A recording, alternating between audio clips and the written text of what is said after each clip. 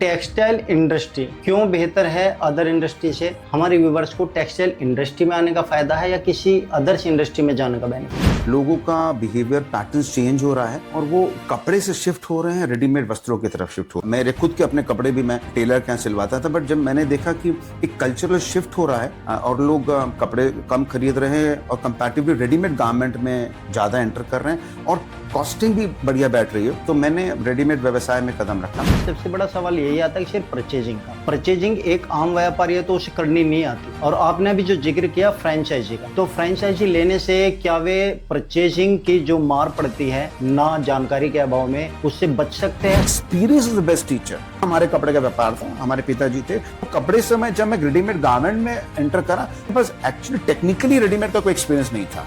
जितनी गलती करी, गलती को गले लगाया, सीखा, आगे बढ़े, गलती को गले लगा, आगे बढ़े। गलती को लेकर रोना चालू कर, उस गलती को लेकर होने की जरूरत नहीं है हमें जी। बट हमारा जो टेक्सटाइल है, मेरा ऐसा मानना है कि इसमें ऑफलाइन में एक्सपोनेंशियल बहुत बढ़िया ग्रोथ होने के चांसेस है। जो मिस्टेक हम नॉर्मली कर रहे होते हैं वो बेसिकली गलती करते हैं इन्वेंट्री कंट्रोल मैनेजमेंट को कहते हैं, जिसको हम आसान भाषा में कहेंगे स्टॉक को कंट्रोल नहीं करते। आप घर से काम कर सकते, 25-50 हजार लेके भी पूंजी से काम कर सकते हैं।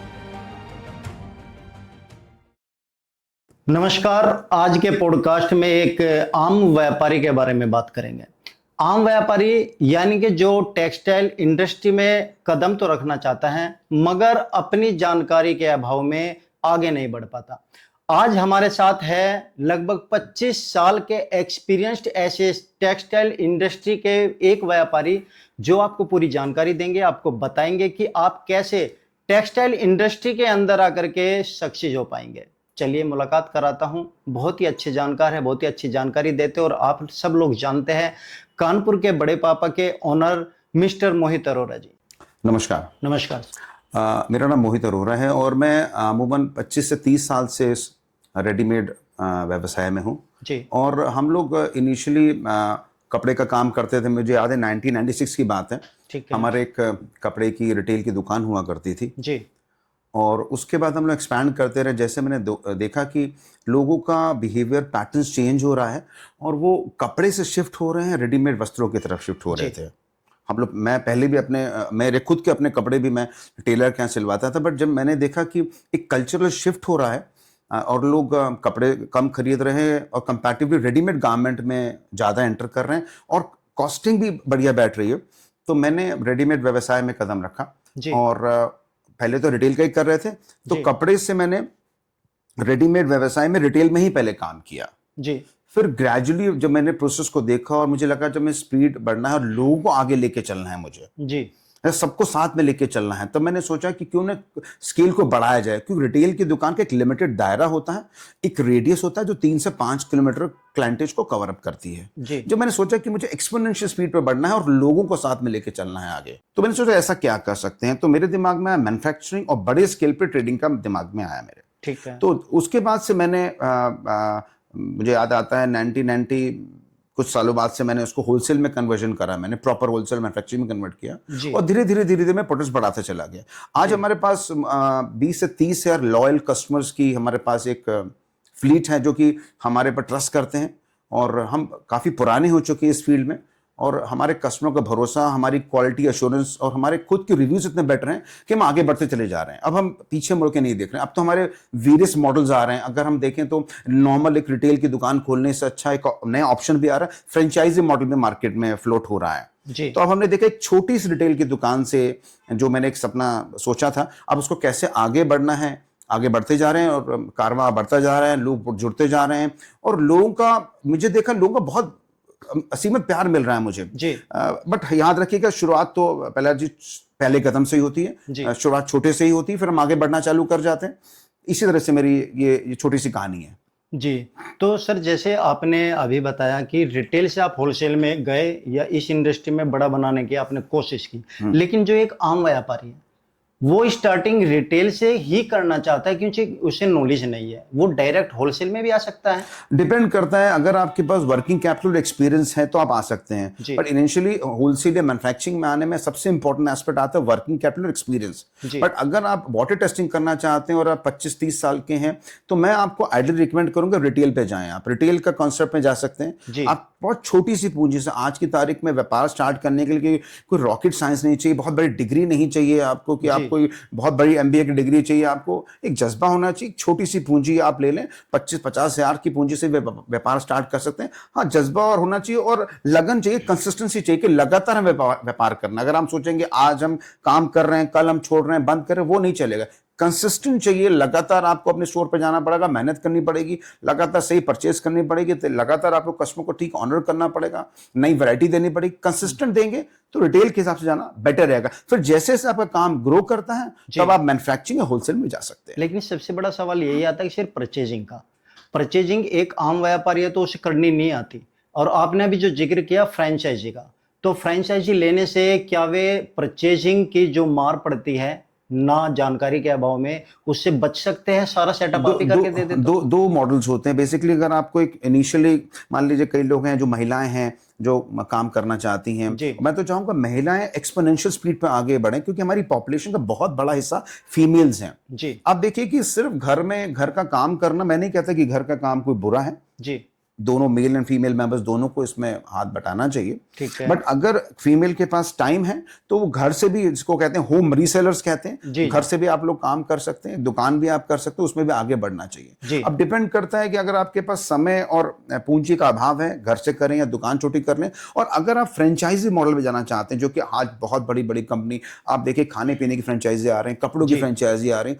फ्रेंचाइजी मॉडल में जाने से एक एडवांटेज होता है कि आपको सिस्टम्स बने बनाए मिल जाते हैं, आपको पूरी रेसिपी मिल जाती है, आपको काम कैसे कर जाना है, एसओपीज मिल जाते हैं, जिसको कहते हैं स्टैंडर्ड ऑपरेटिंग प्रोसीजर, धंधा कैसे करना है, आपको कैसे काम करना है, आपको हर चीज का एक प्रॉपर सेटअप मिल जाएगा। स्टाफ की ट्रेनिंग कैसे करनी है, आपको बोर्ड या ग्लोसेन कैसे रखना है, यानी कि फुल ट्रेनिंग दी जाती है 100%। फ्रेंचाइजी के अंदर आपको एक पूरा लगा लगा धंधा मिल जाएगा। हाँ, बट आप सोचे कि फ्रेंचाइजी लेने के बाद आपको मेहनत नहीं करनी पड़ेगी, ऐसा बिल्कुल भी नहीं होगा। वो कहावत नहीं कि गाय दूध देती नहीं, गाय से दूध निकालना पड़ता है। You have to work hard, आपको लगना पड़ेगा, तब फ्रेंचाइजी चलेगी। तो सर आप बताइए कि टेक्सटाइल इंडस्ट्री क्यों बेहतर है अदर इंडस्ट्री से? हमारे व्यूवर्स को टेक्सटाइल इंडस्ट्री में आने का फायदा है या किसी अदर्स इंडस्ट्री में जाने का बेनिफिट? रोटी, कपड़ा और मकान एक ऐसी चीज है जो रिसेशन प्रूफ है। जी। आपके पास कोविड आया तो भी लोगों को कपड़े चाहिए थे। जी। ये बेसिक नेसेसिटी है। आपको पता है कि इंडिया में टेक्सटाइल, मतलब टेक्सटाइल एक कैटेगरी है, मतलब कपड़ा हो गया, रेडीमेड वस्त्र हो गए, साड़ियां हो गए, हैंडलूम हो गए। 165 बिलियन डॉलर का मार्केट है जो 2030 तक 350 बिलियन डॉलर का होने वाला है। और इसमें कम से कम 4.5 करोड़ लोगों को रोजगार भी मिलने वाला है एक्सपोनेंशियल स्पीड पे। और टेक्सटाइल में आप देखिए कि आप कितने प्रकार के कपड़े होते हैं। आप जो कपड़े पहनते हैं वो कपड़े होते हैं, जो आप हैंडलूम यूज करते हैं घर में, होम लेनिन्स होती हैं, आप एक रुमाल यूज करते हैं वो भी टेक्सटाइल है, पर्दा एक टेक्सटाइल है, साड़ी एक टेक्सटाइल है, बिल्कुल, मोजे पहनते वो टेक्सटाइल है, जी, आप सोफे पे कपड़ा चढ़ाते वो टेक्सटाइल है।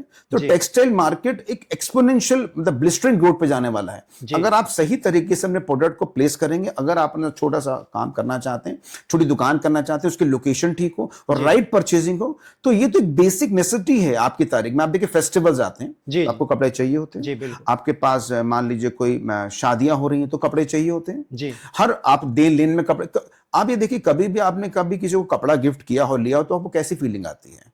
बहुत अच्छा लगता है। तो कपड़ा इज हैप्पी प्रोडक्ट।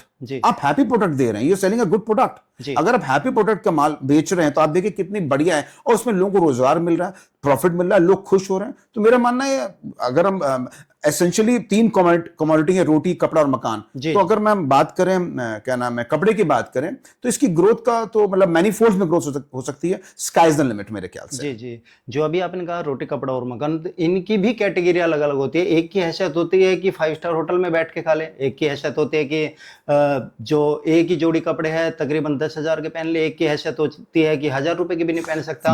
अब जो आम व्यापारी है वो आम व्यापारी किस टेक्सटाइल इंडस्ट्री में जाए? लेडीज में जाए, जेंट्स में जाए, किड्स में जाए, या फिर हैंडलूम्स में जाए? किस जो बेस्ट ऑप्शन है उसके लिए जहां से शुरुआत कर सके वो क्या है? देखिए, डिपेंड करता है आपके पास कितनी पूंजी है और कितना समय है। लेट्स सपोज आपके पास पूंजी कम है और आपके पास समय भी कम है, तो आप होम रीसेलर बन सकते हैं। आप घर से काम करिए, जी सिंपल एस्पेक्ट है। जी आप घर से काम कर सकते, 25-50 हजार रुपए लेके भी पूंजी से काम कर सकते हैं। जी आपके पास दिन में 10 से 12 घंटे देने के लिए हैं और आपके पास 2.5 से 5 लाख की पूंजी है, तो जी डिपेंड करता है आप छोटी सी दुकान कर सकते हैं या फ्रेंचाइजी मॉडल पे जा सकते हैं। जी अब आपको अपने लोकल एरिया को सर्वे करना होगा। इंडिया में जो मास पॉपुलेशन है वो लोअर मिडिल कैटेगरी और मिडिल कैटेगरी को बिलोंग करती है। जी आप देखिए, ज़ारा, H&M जैसे बड़े ब्रांड्स को कैटर करने की अलग अलग वो अलग कैटेगरी बिलोंग करते हैं। जी जी मैं ऑलवेज मासेस को मैं हरदम मासेस को कैटर करने के लिए फेवर में रहा हूं। ओके अगर आप मास्टर्स को कैटर करेंगे तो स्पीड बेटर मिलेगी। मैंने आपको पहले भी रिपीट करा, कितना समय है आपके पास और जी पूंजी कितनी है, उस हिसाब से डिसाइड करेंगे। हर जगह ग्रोथ है। आप अगर आपके पास बहुत ज्यादा मिले, सपोज आपके पास 2.5 से 5 लाख रुपए हैं एग्जाम्पल तौर पे, और आपके पास एक जगह भी है जो कि 300 से 400 स्क्वायर फीट की है, आप एटली दुकान कर लीजिए। बट याद रखिएगा, आपको 10 से 12 घंटे देने पड़ेंगे। ये नहीं हो कि 2 घंटे आपने भेज दिए, team manage, that is not going to work. जी आपको अपना पूरी शिद्दत से लगना पड़ेगा, पसीना बहाना पड़ेगा, मेहनत करनी पड़ेगी, रोज आना पड़ेगा, तभी काम होता है। ऐसा नहीं कि आपने कर दिया। और हाँ, याद रखिए, अगर आप वाटर टेस्टिंग करना चाहते हैं, आपने सोचा कि भाई मेरे पास एज अ फीमेल हूं या मेरे पास बच्चे 12-1 बजे तक चले जाते हैं और मैं फ्री हूं और होम रीसेलर बन सकते हैं, तो होम रीसेलर बनने के लिए बहुत से प्रोडक्ट्स होते हैं जो लेडी सेंट्रिक होते हैं, जैसे कि साड़ियां हो गई, हैंडलूम प्रोडक्ट्स हो गए, मेंस वाले कंपैटिबल नहीं बिकेंगे, बच्चों के हो गए। एक बार में वाटर टेस्टिंग कर लिए। वाटर टेस्टिंग मतलब क्या, जब आप तालाब में जाते हैं तो आप पहले हल्का सा पानी में पैर में डाल के देखते हैं कि कैसा है, उसके बाद आप अंदर जाते हैं ना बेसिकली। तो वाटर टेस्टिंग इसी को कहते हैं। आप धीरे से पहले टेस्टिंग करिए, थोड़ी सी टेस्टिंग करके देखिए, फिर आपकी जो हिम्मत बढ़ती है। मैंने भी तो छोटी सी रिटेल की दुकान से, मुझे आज भी याद है,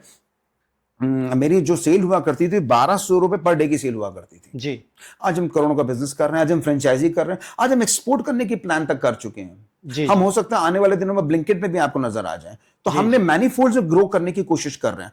शुरुआत छोटे से होती है, एक पहला कदम बढ़ाइए, जी फिर रास्ते अपने आप खुलते चले जाएंगे। जी। तो क्या जब आपने शुरुआत की थी, आपको कुछ एक्सपीरियंस था या कोई गाइडर आपके पास ऐसा था जिसने आपको शुरुआत कराई? एक बड़ी अच्छी कहावत है, लोग तो एमबीए बन जाते हैं जी पढ़ के, हम लोग एमबीए बने हालातों से, ठोकरे खा के सीखे हम लोग। जी जी आप बड़े बड़े एमबीए से मिलते हैं आप लोग, हम लोग ने कोई एजुकेशन नहीं है। और कपड़े के काम में, टेक्सटाइल में कोई एजुकेशन को, रॉकेट साइंस की जरूरत नहीं है आपको। जी आप लगे रहेंगे, गलती करेंगे, learn from the mistakes. Mistakes are your best teacher. आप जितनी ज्यादा गलती करेंगे, आपके पास कोई किताब नहीं, कोई मैनुअल नहीं कि कपड़े का व्यापार कैसे करना है। आप गलती करेंगे, सीखेंगे। Experience is the best teacher. हाँ, हमारे कपड़े का व्यापार था, हमारे पिताजी थे, बट वो कपड़े से जब मैं रेडीमेड गारमेंट में एंटर करा, तो मेरे पास एक्चुअली टेक्निकली रेडीमेड का कोई एक्सपीरियंस नहीं था। बट जितनी गलती करी, उस गलती को गले लगाया, सीखा, आगे बढ़े, गलती को गले लगा, आगे बढ़े। उस गलती को लेकर रोना चालू कर, उस गलती को लेकर रोने की जरूरत नहीं है हमें। जी learn from the mistakes, move forward. Sir, हमारे जो ये छोटे व्यापारी हैं, ये टेक्सटाइल बिजनेस में आकर के सबसे बड़ी गलती क्या करते हैं? पहली बात तो मैं कोई व्यापारी को छोटा है बड़ा नहीं कहूंगा, हमारे सारे व्यापारी हैं।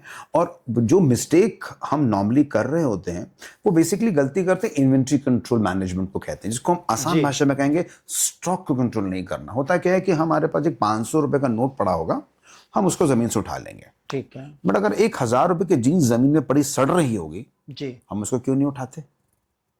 यही सवाल मैं आपसे पूछना चाहता हूं। क्योंकि होता क्या है कि जो जो एक व्यापारी होता है, बेसिकली क्या होता है, वो स्टॉक को पैसे की तरह इवैल्यूएट नहीं कर रहा होता। जी that is actual pure money, वो पैसा है। तो अगर आप कैश को पावर दे रहे हैं, तो स्टॉक को भी उतना ही पावर देंगे। इन्वेंट्री कंट्रोल मैकेनिज्म किसको कहते हैं? आसान भाषा में बात करते हैं। आपके पास दुकान में जो माल है, वो एक्चुअली पैसे का रूप है, ठीक है। तो उसको इतनी इज्जत देनी है। आपको ये देखना है कि कौन सा माल कितना पुराना हो रहा है जी और उसको कितनी जल्दी बेचना है। अगर वो माल पुराना होने लगा, बासी हो जाएगा, ऑपोजिट हो जाएगा, तो उसकी वैल्यू डिटेरिएट हो जाएगी। ओके तो सबसे बड़ी गलती है कि आप ओवर स्टॉक नहीं करेंगे, ज्यादा माल नहीं। जैसे घर की सब्जी खरीदते हैं, जी जी हफ्ते की खरीदते हैं, जी 15 दिन की खरीदते हैं। उसी तरह कैसे टेक्सटाइल हो, कोई व्यापार करो, 15 दिन की प्लानिंग करिए, महीने भर की प्लानिंग करिए, धीरे धीरे करिए। और ये याद रखिएगा कि इन्वेंट्री में गलती नहीं होने देंगे। दूसरी गलती इंसान करता है कैश फ्लो मैनेजमेंट की।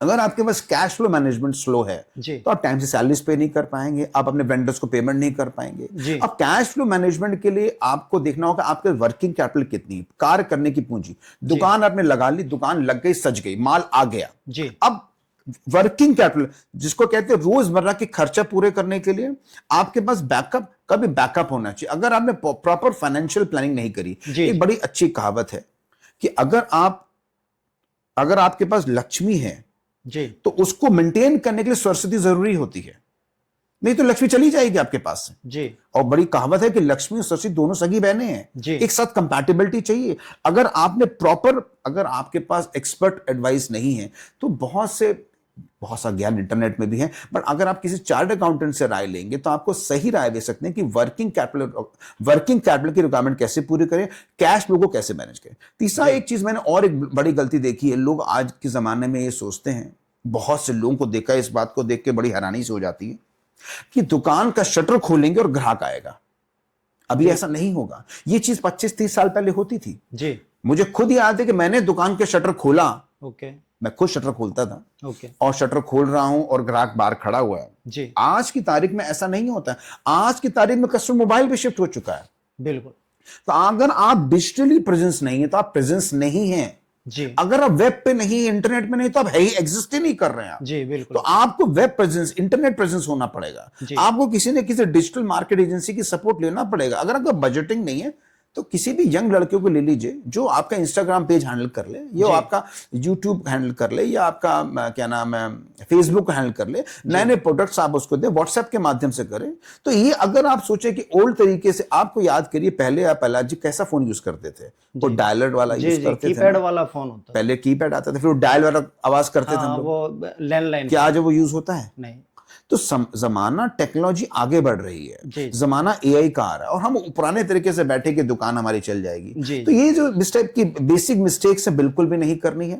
और याद रखिएगा, गलतियां करेंगे और सीखेंगे और आगे बढ़ेंगे। जी, तो मैंने बेसिकली 3 गलती बताई। एक होता है इन्वेंट्री मैनेजमेंट, ठीक है, दूसरा कैश फ्लो मैनेजमेंट, जी, तीसरा डिजिटल मार्केटिंग। अगर इन तीनों चीजों पे फोकस कर लेंगे तो आपकी कामयाबी के चांसेस काफी बढ़ जाते हैं। जी। आपका कहने का मतलब यदि सक्सेस होना है तो फर्स्ट पॉइंट तो कम से कम डिजिटली तो से होना ही पड़ेगा। जो एडवर्टाइजिंग पहले Certainly. ऑफलाइन करते थे, हाँ। ऑनलाइन आना ही हाँ, पड़ेगा। हाँ। अपने मोबाइल का एक अच्छा यूज करना पड़ेगा। ऐसे नहीं कि मोबाइल को देखना ही देखना, उसको बिजनेस पर्पज से भी यूज Certainly, करना। हाँ, बिल्कुल बिल्कुल बिल्कुल करेक्ट। तो सर, यदि कोई फ्रेंचाइजी मॉडल लेना चाहते हैं या शॉप स्टार्ट करना चाहते हैं, तो सबसे पहले बताइए कि उसमें डिफरेंस क्या है, बेनिफिट शॉप लेने में है या आपका फ्रेंचाइजी लेने में, और यदि आपका फ्रेंचाइजी कोई लेता है तो आप उसे किस तरह से हेल्प करेंगे? देखिए प्रहलाद जी, देखिए 2 तरह से होता है। एक होता है नॉर्मल, हम दुकानदार बनते हैं, शॉप लेते हैं, खोलते हैं, और एक होता है फ्रेंचाइजी मॉडल। जी, जैसे कि घर में किसी की शादी होती है तो आप ऐसा कर सकते हैं, एक ऑप्शन है कि आप हलवाई के पास जाएं और सारा सामान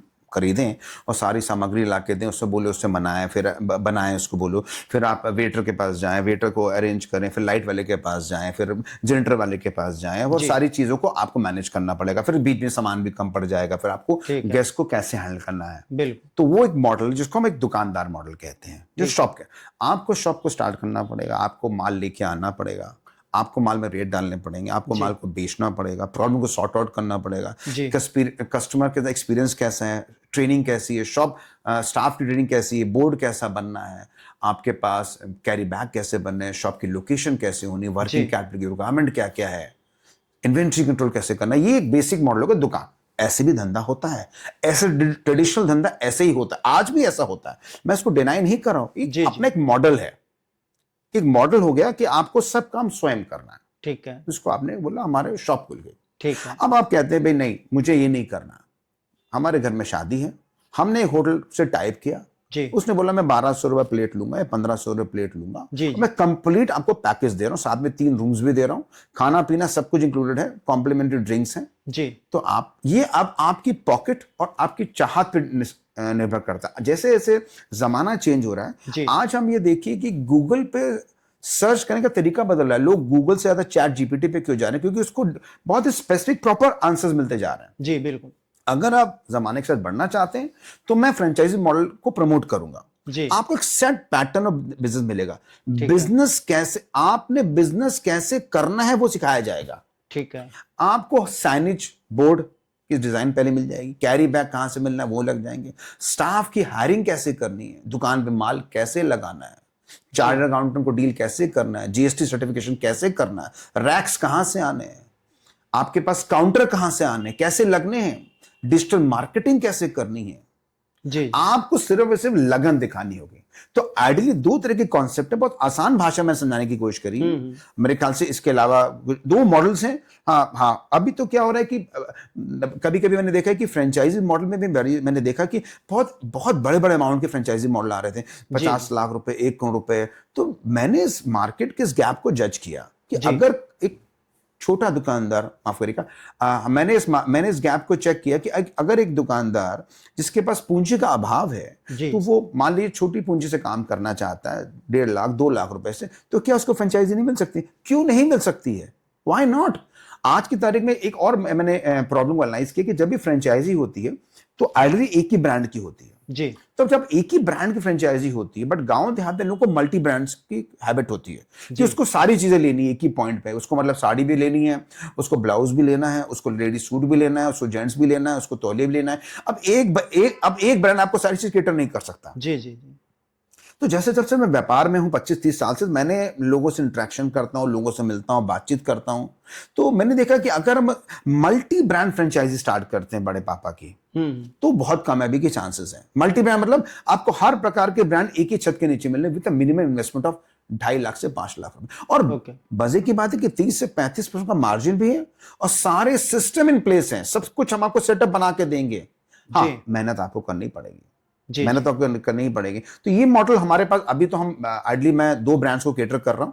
एक हमारा ब्रांड है जो बड़े पापा जो रेडीमेड गारमेंट और साड़ियों में डील करता है, एक हमारा क्लोवर ब्रांड है जो कि हैंडलूम में डील करता है। वो स्पेसिफिक 1 ब्रांडेड फ्रेंचाइजी एक ही ब्रांड की है। तो अब ये कस्टमर की रिक्वायरमेंट के ऊपर है, उसके पॉकेट के ऊपर, उसके टाइमिंग के हिसाब से आप फ्रेंचाइजी मॉडल पे भी जा सकते हैं और दुकान मॉडल पे भी जा सकते हैं। तो चॉइस आपको करना पड़ेगा जी। अब सर फ्रेंचाइजी में थोड़ा सा कंफ्यूजन और सबसे बड़ी समस्या आती है डिस्टेंस की। सपोज कीजिए किसी मार्केट में किसी शहर में किसी ने फ्रेंचाइजी ले ली, तो दूसरी फ्रेंचाइजी जो दूसरा व्यापारी है उसे कितने डिस्टेंस पे मिलेगी? और जो अभी आप फ्रेंचाइजी कोई आपसे ले रहा है, क्या दोनों फ्रेंचाइजी इकट्ठे ले सकते हो? उसमें क्या बेनिफिट होगा? बहुत ही बढ़िया सवाल है आपका। होता है कि जब हम फ्रेंचाइजी ओपन करते हैं तो हमारे एग्रीमेंट होता है, उसमें एक रेडियस होता है। ठीक है। तो हमारे पास जैसे 3 किलोमीटर 4 किलोमीटर या 3 4 या 5 किलोमीटर रेडियस में दूसरी फ्रेंचाइजी नहीं खोल सकते हैं जी। दोनों फ्रेंचाइजी का मॉडल अलग है, दोनों का प्रारूप अलग है, दोनों की लोकेशन अलग सेट करेंगे। तो ऐसा नहीं कि अगर एक फ्रेंचाइजी हमने खोल दी तो उसके बगल में फ्रेंचाइजी खोल देंगे, ऐसा पॉसिबल ही नहीं है। एक रेडियस फिक्स है और आप जिससे कि आपको प्रॉपर प्रॉफिट मिल सके और कस्टमर को भी अलग अलग लोकेशन में फायदा मिल सके जी। तो जैसे अभी आपने बोला कि जीएसटी करनी पड़ेगी, उनको मार्जिन सेट करना पड़ेगा। अभी आपने ये भी बोला कि 30 से 35% तक का मार्जिन फ्रेंचाइजी में मिलेगा। किसी को अपना मार्जिन एक्स्ट्रा करना है, बढ़ाना है, या फ्रेंचाइजी के अनुसार ये एक फिक्स मार्जिन पूरी ही आउटलेट का, जितनी भी इंडिया के अंदर फ्रेंचाइजी उन सभी का एक ही मार्जिन होता है या अलग अलग होता है? नहीं, हम आइडियली रिकमेंड करते हैं, इसको रिकमेंडेड प्राइस कहते हैं। हम आपको सुझाव दे रहे हैं कि आपको ये प्राइस में बेचना चाहिए जी। अगर उस प्राइस से बेचेंगे तो आपको आपके पास कस्टमर की रिपीटेशन अच्छी आएगी। जैसे कहावत है कि कस्टमर एक बार माल ले गया, बहुत अच्छी बात है जी। दूसरी बार माल ले गया तो कम से कम लॉयल हो गया है। मगर तीसरी बार अगर कस्टमर आपसे माल ले रहा है तो आपके ब्रांड को पहचान रहा है, तो हम आपको जो प्राइसिंग सेट करके देंगे, ऐसा सेट करके देंगे रिपीटेशन आए आपके पास। अगर आप लालच करेंगे और ज्यादा मार्जिन लेने की कोशिश करेंगे तो उसका कोई फायदा नहीं। हम रिकमेंड यही करते हैं कि आप उसी प्राइस से बेचें जी जी। सर सपोज कीजिए मैं शॉप करना चाहता हूँ या मैं फ्रेंचाइजी लेना चाहता हूँ, मुझे कुछ भी नॉलेज नहीं, ये ABCD मुझे कुछ नहीं आता। मैं कहता हूँ कि सर आप मुझे अपनी फ्रेंचाइजी दे दीजिए, मुझे कुछ नहीं आता। तो आप उस तरीके से पेमेंट आपको दे दी गई, उस तरीके से कैसे खुद ही सेटअप करके आओगे वहां पे, या उससे भी कुछ एफर्ट करना पड़ेगा, जैसे फर्नीचर खरीदना है या स्टाफ हायर करना है, या सब कंपनी की तरफ से होगा? मैं बता रहा हूँ, देखिए जब भी आप फ्रेंचाइजी मॉडल में एनरोल करते हैं तो हमारा रजिस्ट्रेशन का प्रोसेस होता है। हम लोग नॉर्मली वीडियो कॉल के थ्रू, और हमें जरूरत पड़ती है तो हम ऑफलाइन विजिट भी करते हैं। और हम विजिट करने के बाद फ्रेंचाइजी की लोकेशन और फ्रेंचाइजी कौन चला रहा है, क्या वो चला सकते हैं, उस एलिजिबिलिटी क्राइटेरिया पे हम उसको फ्रेंचाइजी ऑफर करते हैं। प्रोस्पेक्टिव कस्टमर फ्रेंचाइजी में एनरोल हो जाता है तो हम उसको सारे सेटअप बना के देंगे, हर चीज की व्यवस्था उसको बना के देंगे। इन्वेंट्री को कैसे वहां टाइम से पहुंचाना है, यानी स्टॉक को कैसे पहुंचाना है, रेट कैसे डालने हैं, आपको सॉफ्टवेयर कौन सा यूज करना है। मैंने पहले भी जैसे बोला कि आपको बोर्ड साइनेज के बारे में, बैग्स के बारे में, डिजिटल मार्केटिंग के बारे में कंप्लीट सेटअप। आप होटल पे आए, आपने बस पैकेज दे रखा है, तो आपका स्वागत, आपके बारातियों का स्वागत, आपका कुछ भी नहीं करना। जी सब सेटअप है, ये चॉइस अब आपके पास है कि आप फ्रेंचाइजी मॉडल में जाना चाहते हैं या स्टोर पे जाना चाहते हैं। दोनों विकल्प अवेलेबल हैं और दोनों विकल्प के अलग अलग स्ट्रेंथ और वीकनेसेस हैं। ये असेसमेंट आपको ही करना पड़ेगा। मैंने जैसे क्या बोला, हम आपको तैरना तो सिखाएंगे, बट तैर के निकलना तो आपको ही पड़ेगा ना। उसके लिए मैं आपको अगर tell you how to swim, कैसे तैर रहे हैं, निकलेंगे तो आप ही ना, सब हाथ तो आपको लाना पड़ेगा ना। हम पूरा सेटअप बना के दे रहे हैं, मेहनत पूरी तरीका करके दे रहे हैं। अभी हम लोग धीरे धीरे आगे बढ़ रहे हैं। कुछ आने वाले दिनों में आपको हमारे फ्रेंचाइजीज के बारे में और भी डिटेल में जानकारी मिल जाएगी। जी सर, एक बहुत बड़ा शब्द होता तो दो अक्षरों का ही है, डर। कितना भी हम पॉडकास्ट में अपने व्यूवर्स को समझा ले, अपने व्यापारियों को समझा ले, लेकिन जो शुरुआत करता है, खास तौर पे वे लोग जिनका बिजनेस से कोई लेना देना नहीं है, मगर कहीं ना कहीं से स्टार्टअप करना चाहते हैं, जो डर उनके मन के अंदर होता है कि हमारा पैसा डूब ना जाए, कहीं कल को ऐसा ना हो जाए। आपकी फ्रेंचाइजी ले लेती है, 5 लाख रुपए इन्वेस्ट कर देते हैं, 6 महीने बाद पता चला कि उनका कुछ हो ही नहीं रहा। उस बेस में क्या होता है? एक इंग्लिश में कहावत है, एक्शन क्यूर्स फियर। जी, जब भी किसी से आपको डर लगता है, आप एक्शन पे आइए। जैसे मुझे कभी कभार, मुझे पर्सनली एक लिफ्ट में बंद होने से डर लगता है। जी, क्लॉस्ट्रोफोबिया लगता है मुझे कि लिफ्ट बंद हो जाएगी तो मेरा क्या होगा। जी, जी, लिफ्ट बंद हो जाएगी तो क्या होगा। जब तक मैं लिफ्ट के अंदर जाऊंगा नहीं और जब तक ऊपर नीचे नहीं होगा, तब तक डर कैसे दूर होगा मेरा। बिल्कुल सही। लाइट भी जाएगी। तो मैंने उस डर को काबू करने के लिए बार बार अंदर जा रहा हूं।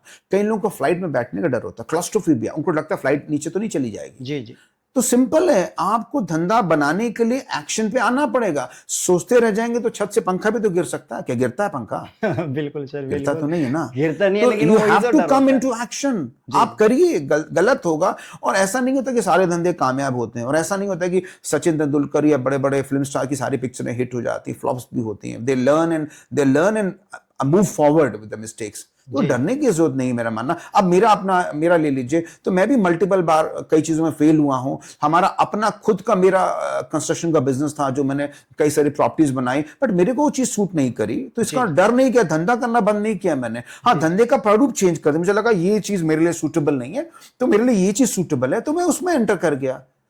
डर करके हम छोड़ के भाग नहीं जाएंगे मैदान। जी, आप अपने आप को क्या मानते हैं, बिजनेसमैन या एक कोच?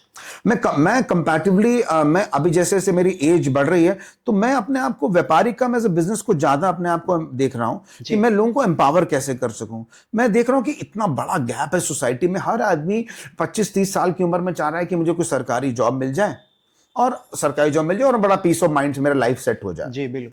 आइडियली अगर आप देखिए, कंपैरिजन करें अमेरिका और इंडिया को, तो अमेरिका में अच्छे व्यापारी क्यों पैदा हो जाते हैं? कोई इनको ऐसे को मिट्टी में ऐसी कोई बात नहीं। इट इज प्योर द जज्बा, जो जज्बा उनके अंदर होता है, वो चाहते हैं कि वो व्यापार करें, कारोबार करें। और हम लोग, मैं ऐसा किसी की बुराई नहीं कर रहा हूं, बट हम लोग फंसे उसी जिंक्स में हैं कि हमको सरकारी जॉब मिल जाए। बट अगर आप देखिए कि 130-40 करोड़ रुपए की 130-40 करोड़ की पॉपुलेशन है, तो 130-40 करोड़ कस्टमर हमारे पास हैं।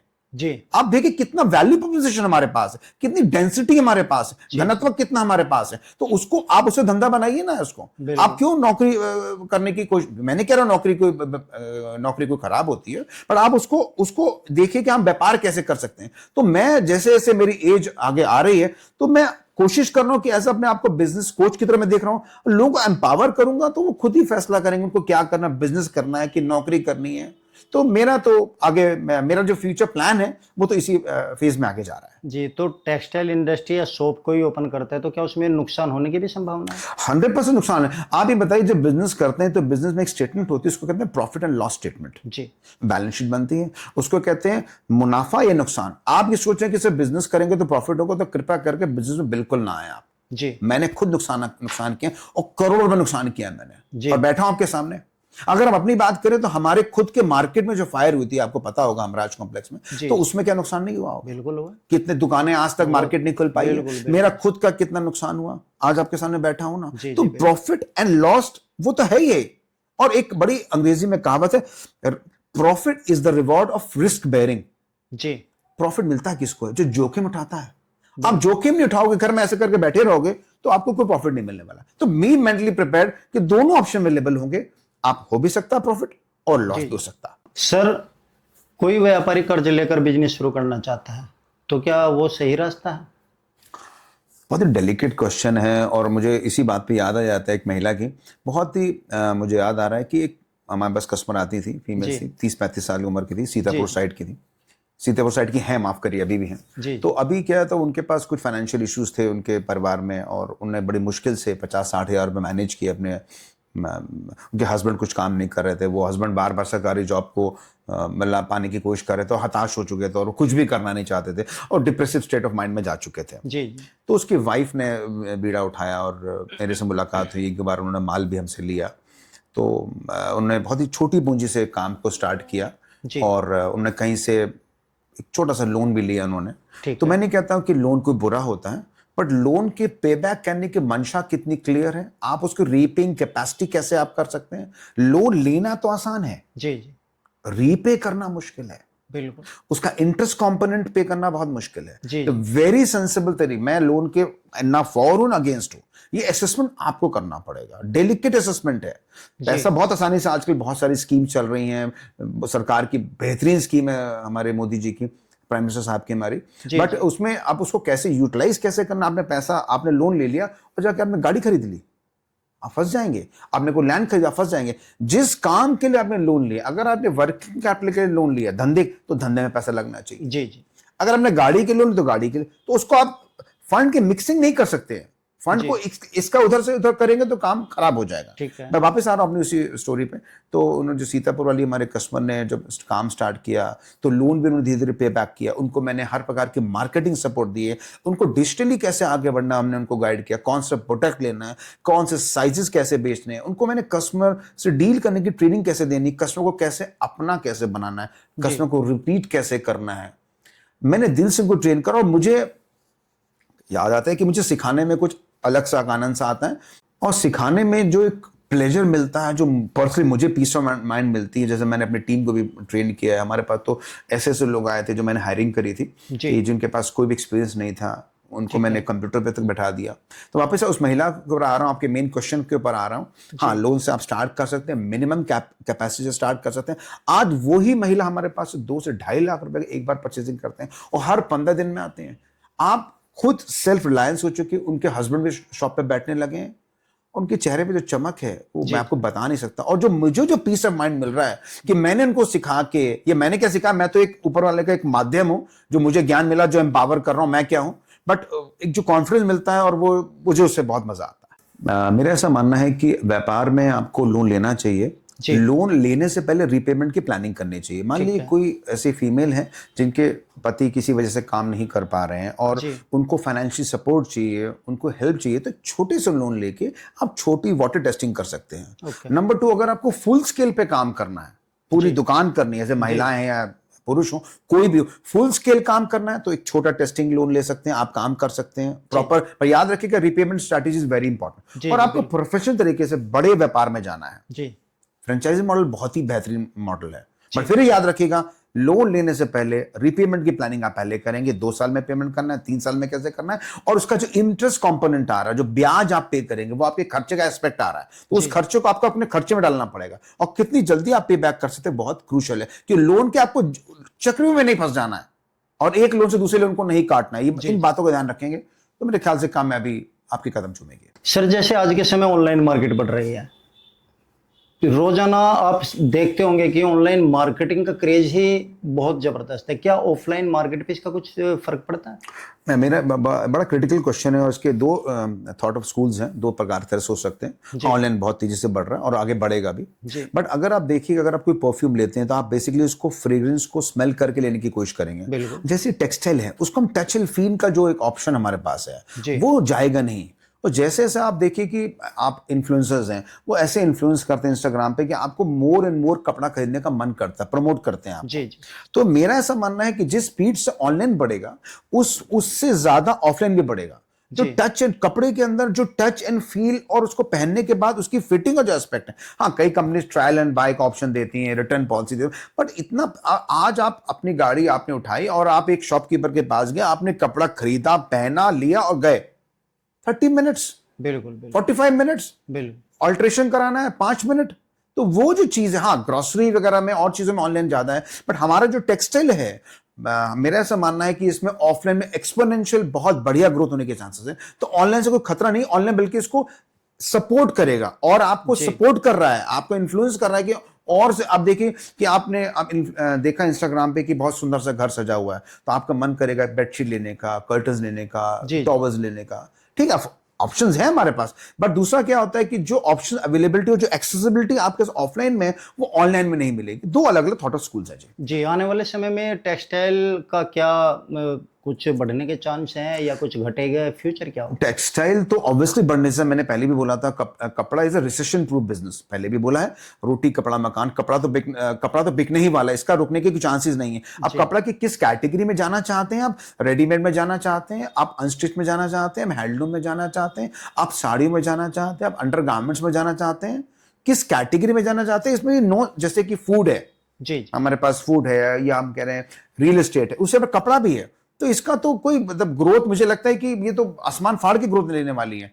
आपको देने के किस सेक्टर में आपको, और याद रखिएगा जिस टेक्सटाइल कैटेगरी में आपको से मोहब्बत है, आपको जिसमें आपको अच्छा लगता है, उसी में जाइएगा। किसी के दबाव में आके, किसी के कहने पे आके नहीं करना। और याद है कि जब भी आप किसी बिजनेस में जाना चाहते हैं तो थरो मार्केट रिसर्च कर लें। और मार्केट रिसर्च बहुत सिंपल होता है। आपके एरिया में जो दुकानें होती हैं वहां पे किस प्रकार का टेस्ट बिक रहा है, क्या बिक रहा है, उसको एसेस करके आप व्यापार में। और याद रखिएगा जब भी आपको परचेजिंग करनी है तो 100% रिलायबल सोर्स से माल परचेज करना है, जहां पे आफ्टर सेल सर्विस हो, आपकी सुनवाई हो। आपको सिर्फ माल लेने के बाद पहचाने ना, ऐसा नहीं होना चाहिए। आपकी सुनवाई प्रॉपर होनी चाहिए। तो मेरी उम्मीद है कि आप जरूर कामयाब हो जाएंगे। प्रहलाद जी, इसमें एक चीज मैं और आपको बताना चाहूंगा कि जितने भी बड़े ब्रांड्स हैं, जैसे कि ज़ारा हो गया, H&M हो गया, एडिडास, नाइकी हो गया, उनको हमारा जो सप्लाई सोर्स है वो बांग्लादेश है। ठीक है। अब बांग्लादेश और चाइना की जो फ्रेंडशिप है, उससे इंडिया को, हमारे देश को प्रॉब्लम क्रिएट होती है। हमारे तरफ हमारे जो बांग्लादेश से टाइज हैं वो भी कंपैरेटिवली स्ट्रेंड हुए हैं, थोड़ा टफ टाइज चल रहे हैं। तो ऐसे मौके पे तो गोल्डन अपॉर्चुनिटी हमारे लिए है मैन्युफैक्चरिंग के लिए।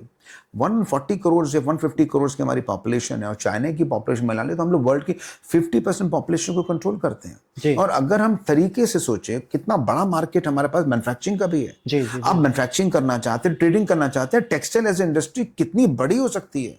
अगर आप वाटर टेस्टिंग करने के लिए थोड़ी सी मैन्युफैक्चरिंग ही करना चाहते हैं, ट्रेडिंग करना चाहते हैं, तो मेरे ख्याल से स्काई इज द लिमिट। कितना काम हो सकता है। जब हम बांग्लादेश को, अब पहले हमको सपोर्ट करते थे वो, आज हमको सपोर्ट नहीं करते। तो इसको एज अ मार्केट अपॉर्चुनिटी देखना है आपको। जी जी पूरा हम अपनी बात करें तो हम अभी बहुत नियर फ्यूचर में हमारा खुद का एक्सपोर्ट स्टार्ट होने वाला है। जी। हम लोग दुबई या वियतनाम और मलेशिया में एक्सपोर्ट करने की प्रोबेबिलिटी हमारी बन रही है। बहुत ही जल्दी हमारे सोशल मीडिया प्लेटफॉर्म्स पर आपको इंफॉर्मेशन मिलेगी। टेक्सटाइल ही तो है, एक 1200 रुपए रोज की दुकान, कपड़े की दुकान से हम टेक्सटाइल ही तो है, और क्या। उसी के लिए वर्टिकल्स हैं। तो अननेसेसरी अपने आप को डिमोरलाइज करना, अपने आप को डिप्रेस करना कि हम एक सरकारी नौकरी में लग जाएंगे, ठीक है, वो ऑब्वियसली ट्राई करिए। घर की महिलाएं हैं तो घर का काम जरूर करिए, बट अगर आपके समय है और आपके पास एक, तो मतलब ये मत सोचिए कि टेक्सटाइल छोटा है। शर्ट जरूर छोटा है, बट इसका $1 बिलियन बहुत बड़ा मार्केट है। सिर्फ आपको सिर्फ ध्यान देना है और आगे बढ़ना है। तो क्या सर आपको नहीं लगता कि इतनी अपॉर्चुनिटी होने के बावजूद भी हमारे यूथ कहीं ना कहीं नौकरी की तरफ को बढ़ रही है, और क्या भारत सरकार को भी इसमें कुछ कदम उठाना चाहिए? एक्चुअली क्या है कि नॉर्मली जो आदमी कंप्लेसेंट हो जाता है, वो सोच रहा होता है कि सिंपल से हमें नौकरी मिल जाए, सिंपल से नौकरी मिल जाए, 9 to 5 जॉब मिल जाए, हमें 30 तारीख को सैलरी मिल जाए। बट अगर आपको नौकरी करनी है तो बेसिकली नौकरी से बहुत चीजें चेंज नहीं होने वाली, लाइफस्टाइल आपकी चेंज नहीं होने वाली, लाइफस्टाइल वैसे ही रहेगी। आप एक मीडियोकर लाइफस्टाइल जी रहे हैं। बट अगर आपको ग्रोथ चाहिए, आपको लंबी छलांग बननी, तो आपको एंटरप्रेन्योर बनना पड़ेगा, आपको धंधा सीखना पड़ेगा, व्यापार करना पड़ेगा, तभी आप आगे बढ़ सकते हैं। मैं नहीं कहता हूं कि सरकारी जॉब के पीछे मत जाइए, ठीक है, आप ट्राई, बट ट्राई करते करते करते अगर आपके पास नहीं बन रहा है, या आपके घर की महिलाएं, आपके पास समय है, तो आप व्यापार में क्यों नहीं आते हैं? और कोई आपके पास कोई डिग्री मांग रहा है, व्यापार आपसे क्या मांग रहा है? आपकी से हिम्मत ही तो मांग रहा है। जी बिल्कुल। कोई आपको डिग्री मांग रहा है कि एमबीए आप होने चाहिए, ऐसा कुछ भी नहीं मांग रहा है। शिद्दत, मेहनत मांगे। कितनी पूंजी चाहिए? 25-50 हजार से भी घर का काम आप स्टार्ट कर सकते हैं। फ्रेंचाइजी लेनी है तो 2-2.5 लाख स्टार्ट कर सकते हैं। कितना, मतलब कितनी कैपिटल? कोई बहुत कैपिटल नहीं है। हाँ, अब आपके अंदर करने की इच्छा ही नहीं, तो उसका तो प्रहलाद जी कोई आंसर ही नहीं हमारे पास। बिल्कुल। मैं ये जानना चाहता था कि और भी बढ़ावा मिल सकता है हमारी इंडस्ट्री को, टेक्सटाइल इंडस्ट्री और बढ़ सकती है क्या? आपके अनुसार भारत सरकार को क्या इसमें कुछ सब्सिडी का प्रावधान करना चाहिए, या कुछ ऐसा कदम उठाना चाहिए जो आम आदमी इस लाइन पे चलना चाहिए, इस बिजनेस को स्टार्ट करना चाहिए, उसे कहीं ना कहीं कुछ राहत मिले? देखिए, भारत सरकार ने बहुत से ऑप्शन दे रखे हैं। एमएसएमई लोन्स होते हैं, मुद्रा लोन्स होते हैं। आप इंटरनेट पे जाइए, 50,000 से 5 लाख का लोन, 10 लाख तक का लोन आराम से मिल सकता है। बट आपको याद रखना होगा, सरकार ने तो अपना काम पूरा कर दिया है। जी जी। आप लोन लें या ना लें, ये आपको डिसीजन लेना है। बट लोन का पे बैक करने की प्लानिंग आपको पहले ही करनी पड़ेगी। जी बिल्कुल। और प्रॉपर प्लानिंग के साथ उतरेंगे और प्रॉपर मेहनत के साथ आप जाएंगे। आप दुकान करनी हो, घर से करना हो, फ्रेंचाइजी मॉडल करना हो, तीनों में भी कामयाबी के चांसेस है। और टेक्सटाइल में ग्रोथ बहुत है, इस बारे में आप बिल्कुल कतई कंफ्यूज बिल्कुल भी ना हो। जी पहला जी, आज के ज़माने में जितनी भी इंडिया में कार्स चल रही हैं वो सब कार लोन्स पे चलती हैं। जी। और 10 लाख की गाड़ी का एक मिडिल क्लास इंसान भी एक लोन ले लेता है, जिसकी ईएमआई 15-20 हज़ार रुपये आती है। जब आप गाड़ी का कार लोन लेते हैं, आप बाइक लोन लेते हैं, लोग एप्पल के फ़ोन पे 1.5-2 लाख की ईएमआई पे चला लेते। उसका लॉजिक क्या है? आप उससे तो 2 से 5 लाख रुपए का व्यापार में पैसा लगाइए ना, जो मल्टीप्लाई करेगा। अगर आपके व्यापार में 15%, 20% का नफा भी है, तो आपके साल भर में तो पूंजी बाहर आ जाएगी। जी जी। आप कहाँ पैसा लगा रहे हैं? आप सिर्फ लोगों को शो ऑफ करने में कि मेरे पास महंगी गाड़ी है, मेरे पास बहुत ही फैंसी सा फोन है, फैंसी वेकेशन, उस पर नहीं जाना है। आपको कॉस्ट कटिंग पे जाना है। आपके जितने लिमिटेड खर्चों पे करें, आप लिमिटेड अमाउंट पे लोन लें और ऊट पटांग फालतू खर्चों पे ना जाके उस पे फोकस करें। और लोन्स की तो भरमार ऑप्शन बहुत सारे हैं। 5-10 लाख का लोन तो 2 मिनट में आपको मिल जाएगा। आप उससे 2 से 5 बिजनेस ट्राई कर सकते हैं। अगर आया कि बिजनेस फेल हुआ तो दूसरे में आप ट्राई करिए, तीसरे में ट्राई करिए। आप ट्राई करिए, ऐसा नहीं कि पहले बिजनेस ही कामयाब हो जाएगा, मैं ऐसा बिल्कुल भी ना था। आप ट्राई करिए, कामयाबी जरूर मिलेगी आपको। जी, ये तो खैर इंडिया में सच बात है कि एक मिडिल फैमिली वाला बंदा 10 लाख की गाड़ी के लिए लोन ले सकता है। ये जानकर कि कैश लेने में अक्लमंदी नहीं है। मगर यहाँ पर बिजनेस की बात हम करें तो यहीं पे चुप कर जाता है कि जो हमारे पास है उसी को इन्वेस्ट करना है, हमें लोन लेकर बिजनेस नहीं करना है। क्योंकि बहुत सारे लोगों की सोच, सर हम गांव देहात की बात करें तो पेरेंट्स की बात करें, जो पुराने लोग हैं ना, लोन्स के बिल्कुल विपरीत है। और जबकि बिजनेस में सफल होना है तो मेरा भी मानना है लोन्स बहुत जरूरी है। 2 प्रकार के लोन्स होते हैं, एक होता है गुड लोन, एक होता है बैड लोन। डिपेंड करता है किस कैटेगरी में जा रहे हैं। अगर आप गुड लोन कैटेगरी में जा रहे हैं, समझदारी से लोन ले रहे हैं, एक फाइनेंशियल एडवाइजर से बात करके ले रहे हैं, दैट्स अ गुड लोन। अब बैड लोन, आज आप होम लोन्स लेते हैं, 25-25 साल के 2-2 करोड़ रुपए के, 5-5 करोड़ रुपए के घर बिक जाते हैं, होम लोन्स पे तो बिक जाते हैं। दैट्स अ गुड लोन अगर आप लेना चाहते हैं तो। और अगर बिजनेस के लेना चाहते हैं तो छोटी सी वर्किंग कैपिटल के लिए लोन लें। बट अपने आप आपको लिमिट पता होनी चाहिए, किस लिमिट में आप लोन को पे बैक कर देंगे 2-3 साल के अंदर, तो उसमें कोई बुराई नहीं है। हाँ, थोड़ी सी ट्राई करिए, टेस्टिंग करिए, फिर अब आगे आप बढ़ सकते हैं। और वैसे भी लोन की हम बात करें तो 8-9% पे लोन मिल जाता है, 9% भी बिल्कुल। और अगर हम अपने बिजनेस के मार्जिन की बात करें तो 30%, 35% तक का है, तो 7-8% चुकाना कोई बड़ी बात नहीं है। कोई बड़ी बात नहीं है। और इसमें एक चीज और, पहला जी, आप शायद अभी नहीं समझ पा रहे हैं, आप जो बिजनेस में जो प्रॉफिट रीप करते हैं वो आप रीप करते हैं 25 से 30% पर महीना या पर 2 महीने में।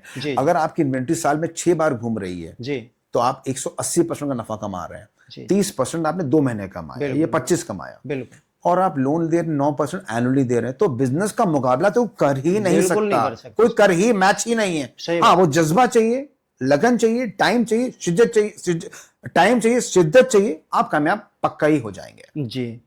तो सर हमारे व्यूअर्स को थोड़ा सा और बताइए कि आपकी कामयाबी का सूत्र क्या है?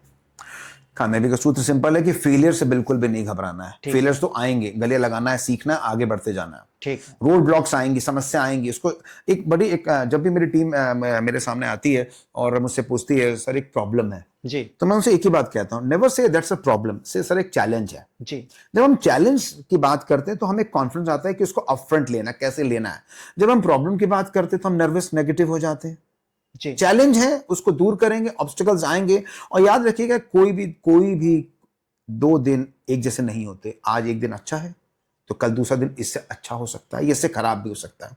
अगर कोई बुरा दिन जाता है उसको भूल के आगे बढ़िए और आगे बढ़ते रहिए, गलती से सीखिए, आगे बढ़ते जाएंगे और राह अपने आप खुलते चले जाएंगे। लोग आपको मदद करने के लिए मिलते जाएंगे। आपकी नियत मंशा ठीक होनी चाहिए, ईमानदारी से धंधा करिए, लोग आपके से जुड़ते जाएंगे, कारवां बनता ही चला जाएगा। जी, कोई हमारे व्यूअर्स वीडियो देख करके आपके पास आना चाहता है, जानकारी लेना चाहता है, स्टार्टअप करना चाहता है, आप हेल्प करेंगे? सर्टेनली, मैं तो बिल्कुल हेल्प करना चाहूंगा। एज अ कोचिंग इंडस्ट्री में प्रोफेशनल तरीके से भी आने की कोशिश कर रहा हूँ। बिल्कुल मदद करना चाहूंगा। मैं चाहूंगा मेरी टीम से संपर्क करें और सर्टेनली आपकी मदद करी जाएगी। तो दोस्तों देखिए, इतना अच्छा पॉडकास्ट मोहित सर के द्वारा आज हमने करा है। आपके जो मन के अंदर क्वेश्चंस उठते हैं कि एक आम व्यापारी, एक ऐसा व्यापारी जिसका बैकग्राउंड बिजनेस से नहीं है मगर बिजनेस करके सफल होना चाहता है, पैसा कमाना चाहता है, नाम कमाना चाहता है, तो उसके लिए जो ये पॉडकास्ट था बहुत इंपॉर्टेंट था। यदि किसी क्वेश्चंस को लेकर के कंफ्यूजन है तो वीडियो को आप रिपीट करके देख सकते हैं, चैनल को सब्सक्राइब कर सकते हैं, क्योंकि हमारे चैनल पर इस तरह की वीडियोस आती रहती है, आपको जानकारी हम देते रहते हैं। टेक्सटाइल इंडस्ट्रीज की हम बात करें तो आगे फ्यूचर, गोल्डन फ्यूचर है। आप आज स्टार्ट करेंगे तो ये आपकी शुरुआत, ये समझ लीजिए यदि जीरो पे होती है तो आप कुछ ही समय में 100% ले आओगे। बस थोड़ा सा जज्बा आपका होना चाहिए। और किसी भी जानकारी के लिए, किसी भी सहायता के लिए टेक्सटाइल इंडस्ट्रीज के बादशाह जो कानपुर में बैठते हैं, बड़े पापा के नाम से सर का आउटलेट है और बहुत ही अच्छी जानकारी लेते हैं। आप कभी भी आ सकते हैं। सर 7 दिन ओपन होता है क्या? हाँ जी।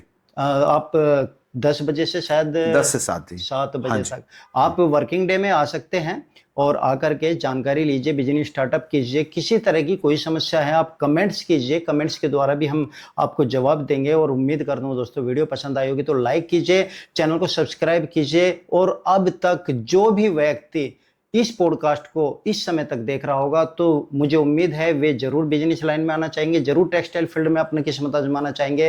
तो वीडियो को लाइक जरूर कीजिएगा। अब तक आपका बहुत बहुत दिल से धन्यवाद करता हूं जो जो हमारे पॉडकास्ट को शेयर कर रहे हैं, जो हमारे पॉडकास्ट पर इतनी अच्छी जानकारी लेने के बाद बिजनेस माइंड सेट कर रहे हैं। तो सर आपका भी बहुत बहुत धन्यवाद, इतना कीमती समय आपने दिया। Thank you so much. धन्यवाद।